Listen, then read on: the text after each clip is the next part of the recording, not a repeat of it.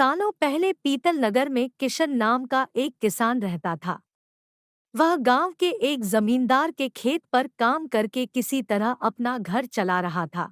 पहले किशन के भी खेत थे, लेकिन उसके पिता के बीमार होने के कारण उसे अपने सारे खेत बेचने पड़े। मजदूरी में मिलने वाले पैसों से पिता का इलाज कराना और घर का खर्च चलाना मुश्किल हो रहा था। वो हर दिन सोचता कि कैसे घर की स्थिति को बेहतर किया जाए। आज भी इसी सोच के साथ किशन सुबह सुबह जमींदार के खेत पर काम करने के लिए निकला। खुदाई करते समय उसकी कुदाल किसी धातु से टकराई और तेज आवाज हुई। किशन के मन में हुआ कि आखिर ऐसा क्या है यहाँ। उसने तुरंत उस हिस्से को खोदा तो वहाँ से एक बड़ा सा पतीला निकला। पतीला देखकर किशन दुखी हो गया। किशन के मन में हुआ कि ये जेवरात होते तो मेरे घर की हालत थोड़ी सुधर जाती। फिर किशन ने सोचा कि चलो अब खाना ही खा लेता हूँ। किशन ने खाना खाने के लिए अपने हाथ की कुदाल उस पतीले में फेंक दी और हाथ मुंह धोकर खाना खाने लगा। खाना खत्म करने के बाद किशन अपनी कुदाल उठाने के लिए उस पतीले के पास पहुंचा।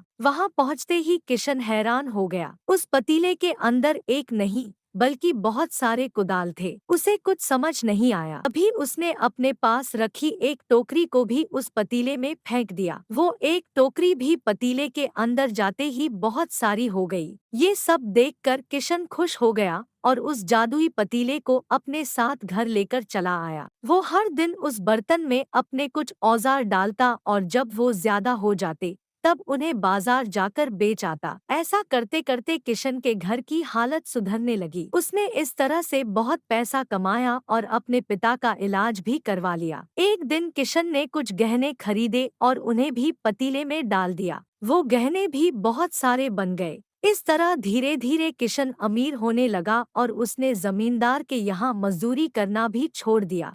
किशन को अमीर होते देख जमींदार मोहन को किशन पर शक हुआ। वो सीधे किशन के घर पहुंचा। वहां जाकर उसे जादुई पतीले के बारे में पता चला। उसने किशन से पूछा, तुमने यह पतीला कब और किसके घर से चुराया? डरी हुई आवाज में किशन बोला, साहब, ये पतीला मुझे खेत में खुदाई के समय मिला था। मैंने किसी के घर चोरी नहीं की है। खेत में खुदाई की बात सुनते ही जमींदार ने कहा, यह पतीला जब मेरे खेत से मिला तो यह मेरा हुआ। किशन ने जादुई पतीला ना लेकर जाने की बहुत मिन्नतें की, लेकिन जमींदार मोहन ने उसकी एक नहीं सुनी।